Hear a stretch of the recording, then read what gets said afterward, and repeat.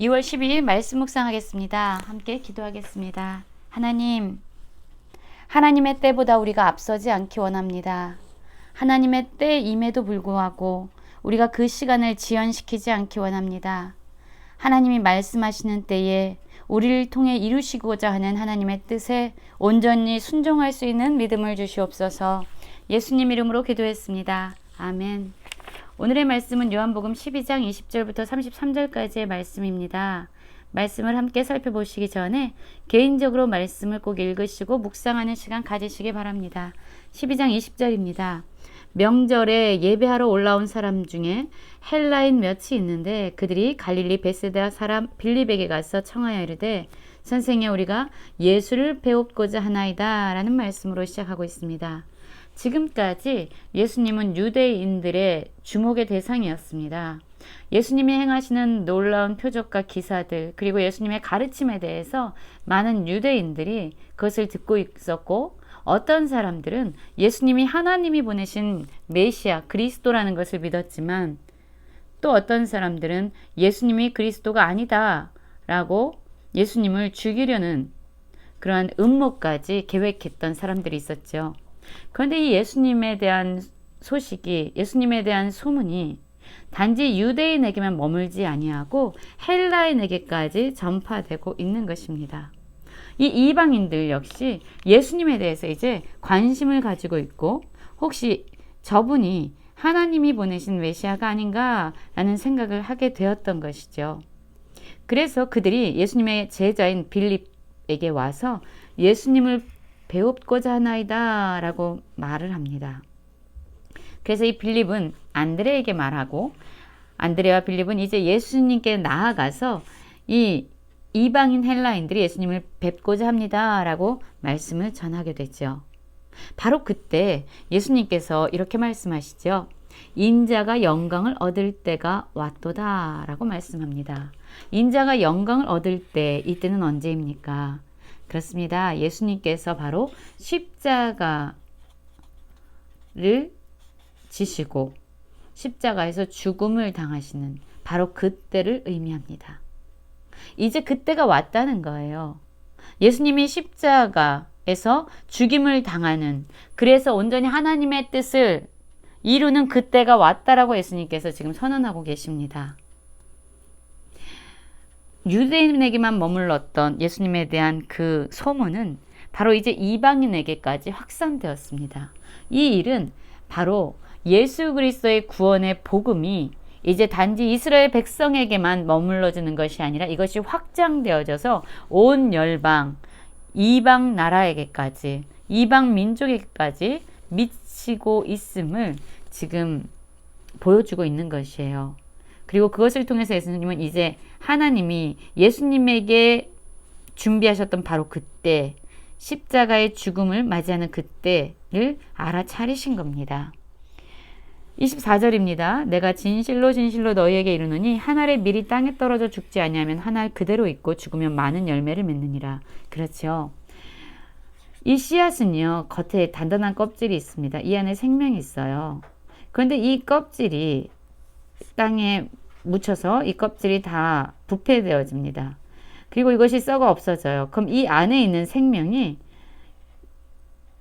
죽어진, 깨어진, 부서진 이 겉껍질을, 단단한 껍질을 파헤치고 나와서 생명으로 이제 열매를 맺는 것이죠.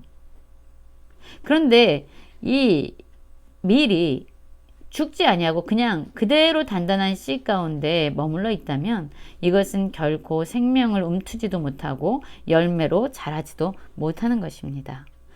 이 죽음이, 이 겉껍질의 죽음이 결국 이 안에 있는 진정한 생명의 열매를 보게 하는 것입니다.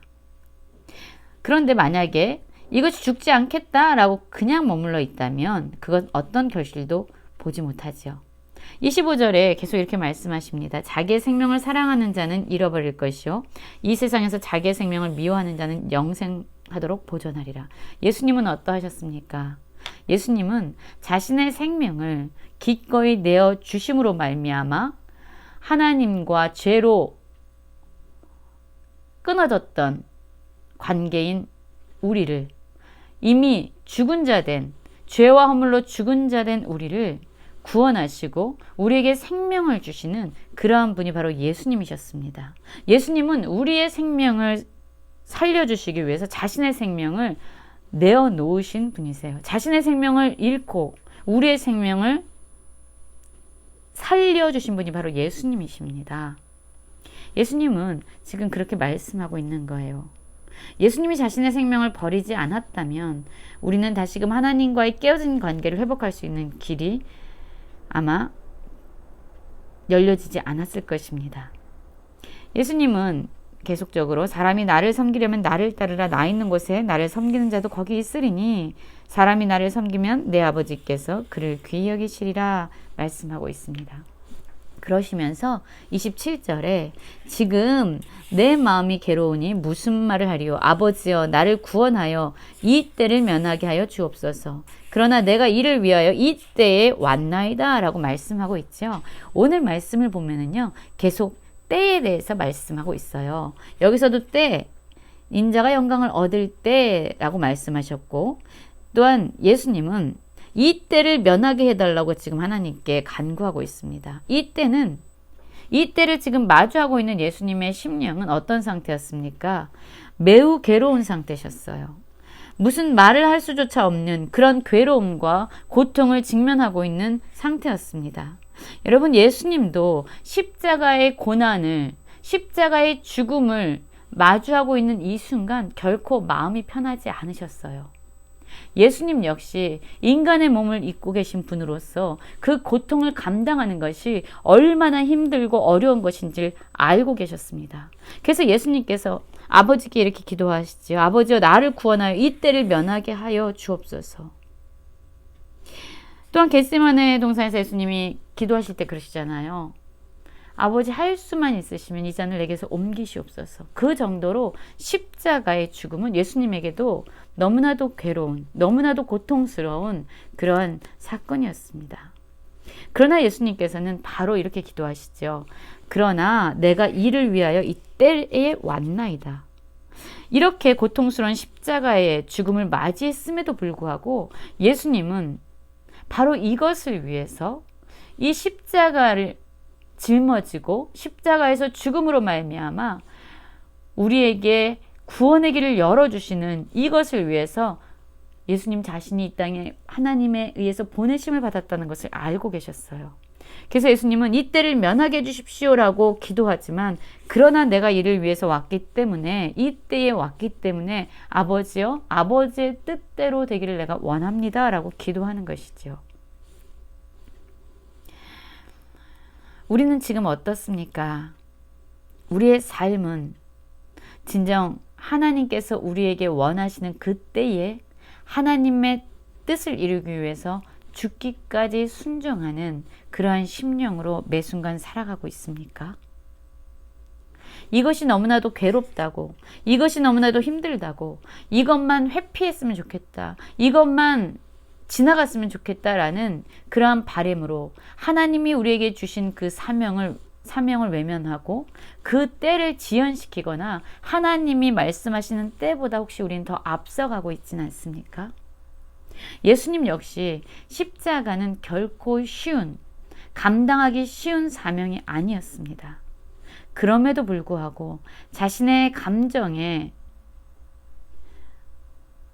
사로잡히지 아니하시고 오히려 하나님의 뜻에 자신의 감정을 복종시키고 하나님의 때에 자신의 때를 오히려 복종시키는 그러한 겸손함으로 하나님의 일을 이루어 내고 계십니다. 이렇게 자신의 생명을 내어 줌으로써 하나님께 순종하는 이러한 예수님의 모습은 하나님을 영광스럽게 하는 것이었습니다. 예수님은 이제 31절에 이렇게 말씀하십니다. 이제 이 세상에 대한 심판이 이르렀으니 이 세상의 임금이 쫓겨나리라 라고 말합니다. 사단은요, 예수님이 십자가의 죽으심으로 말미암아 자신들이 승리를 할 것이다 라고 생각하고 있었을 거예요. 그러나 아이러니하게도 하나님의 방법은 예수님이 십자가에 달려 죽으심으로 말미암아 하나님과 깨어졌던 이미 죽은 우리를 다시 살리시는 놀라운 구원의 도구로 그 십자가를 사용하십니다. 그리고 예수 그리스도를 다시 부활시키심으로 말미암아 이제 예수님의 생명으로 하나님의 백성들이 살아갈 수 있는 길을 열어놓으신 것이죠. 우리의 때가 하나님 때보다 앞서지 않기 원하고 우리의 때가 하나님의 때보다 더 지체되지 않기를 원합니다. 또한 아무리 힘들고 아무리 괴로울지라도 우리의 감정이 하나님의 뜻보다 앞서지 않기 원합니다. 우리를 이 땅에 보내신 하나님의 사명, 그리고 바로 이 시점에서 우리가 행해야 될 일을 예수님처럼 담담히 이루어가는 모든 성도님들 되시길 간절히 기도합니다.